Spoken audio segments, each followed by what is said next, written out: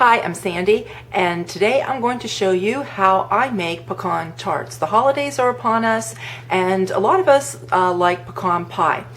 With all the other pies that are going to be served during Thanksgiving, we might not be able to indulge in pecan pie if we're going to be eating other pies and other treats that are going to be out there, but yet at the same time we still might want to have that taste of pecan pie. You can make pecan tarts instead. This Thanksgiving I'm making a homemade pumpkin pie from scratch with pumpkins from my garden this past summer, and I'm also going to be making an apple pie. Sometimes I do a cherry pie or a pecan pie along with it, and I really do like pecan pie. So though I'm going to be indulging in pumpkin pie and apple pie, it would still be nice to have, you know, that little indulgence of the pecan pie. That I'm going to go ahead and make pecan tarts, and these are something that I can make now prior to Thanksgiving, and I can put them in the freezer. And quite honestly, these freeze so well that I will more than likely pull out half of the recipe for Thanksgiving, and then the other half I'll more than likely leave them in the freezer. And then I can bring them out again at Christmas, and that's one thing that I won't have to make at Christmas, because sometimes I do make those pecan tarts along with all my Christmas cookies. So let's get started and go over the ingredients and all the different steps to get these pecan tarts made. And we need 1 cup of softened butter. We need 6 ounces of softened cream cheese, and your cream cheese, your brick of cream cheese will have these little lines on them, which is the ounces, and you're just going to cut for 6 ounces, put the other 2 ounces away. And the other thing that we're going to need is 2 cups of flour, and I sift my flour when I'm making pastries, because I find that the flour, when it's broken down into it like that delicate powder, it just helps to keep your crust nice and flaky. When you mix your ingredients together, it's going to seem like it's a bit crumbly, but that's okay. You keep mixing it, and then you're going to get the formation of your dough. And this is what you want. You just want a regular consistency of pie crust dough. And here we go. This is what you're going to be left with. We're going to chill this in the fridge for 1 hour, because when the dough gets nice and cold, it will press easier into the muffin tins where they're not sticking to your hands or to the pan. Okay, so the dough has been chilling. It's nice and hard. The next step that we need to do here is to get our dough in muffin tins. These are the little mini muffin tins. You can get them where they're like this, or you can also get them where they have the Teflon coating. Okay, so we're just going to take little pinches of our dough, and I go ahead and I roll them in a ball, probably about, if you were putting cookie dough on a cookie tray and you use the teaspoon, that's about the size. And you're just going to stick it in your pan, and obviously you're just going to take your thumb or your finger and just go around till the dough comes up evenly to the top part of your pan, just like that. One recipe of dough is going to give you approximately 3 dozen tarts. Each one of these pans is a dozen, and I'm missing 4 over here because I like my tarts where the crust is a little bit thick compared to, you know, being on the thinner side. So I made some of my tarts where the crust is going to be on the thick side.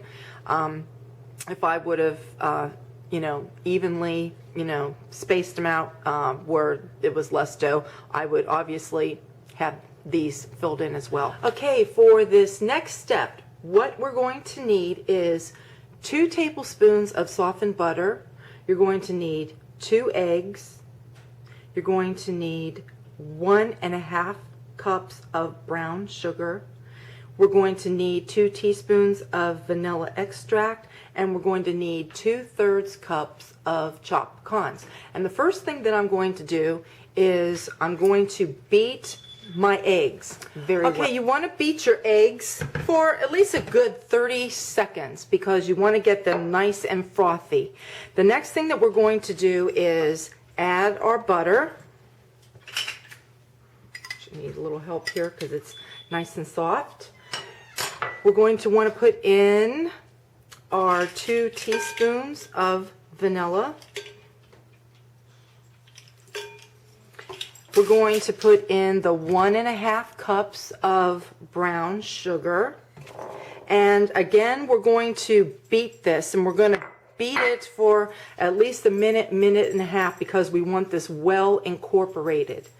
If your eggs do not get mixed very well with the butter and the brown sugar, you're going to get a liquidy mess that will sink to the bottom of your little crusts there in the tins, and you won't get that that gelled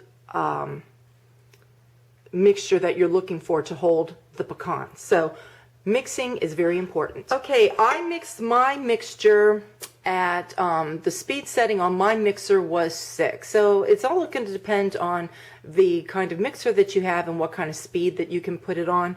I mixed this for exactly 1 minute, and you're going to get this nice thick textured mixture here. And then to this is where we're going to add our pecans.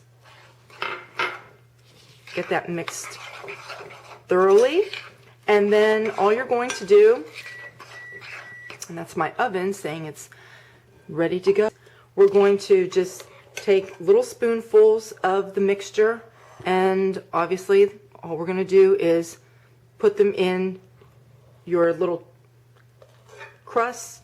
You don't want to get them too full because this will puff up because of the eggs that are inside, and you don't want them going all over your pan around the sides there, because it will be difficult in getting your little tarts out. Now, if that does happen, what I do is get a sharp knife, something with a nice point at the end, and I just go around and loosen them up from the pie tins here. So anyway, I'm going to continue on filling these, and we're going to put these into the oven 350 degrees, and we're going to bake these, or excuse me, no, it's 325 degrees, and we're going to bake this for 25 minutes.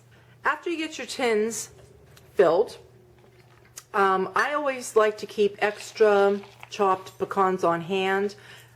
Some people will use a whole pecan to go ahead and top these. And this is optional. You don't even have to top them if you don't want to. Some people don't. Some people do. But I think it looks nicer if you just take some of the chopped pecans, you know, little few pieces, and scatter them on the top. I've also seen it, like I said, if you didn't want to do the chopped version, you can do a whole piece of a pecan. I've seen that, and either way they look nice. The only thing is it's a little bit harder to bite into, keeping everything together when you have the whole pecan, because then you have to bite through that big piece. You know what I mean? It's easier, you know, if you want to make this a couple bites worth to bite into it, it's just easier if you have the pecans that are already broken up. Okay, I'm going to show you the final product of the little pecan tarts and how they turned out. They get a nice golden brown edge. The top part of the tart, the egg rises to the top. Similar to like when you're making lemon squares, if you've ever made those, and it has like a nice little crusty thin layer at the top. This does the same because of the egg rising to the top. So when you bite into these, you should get a little bit of a crunch sound, and we're going to see just how flaky the crust is too.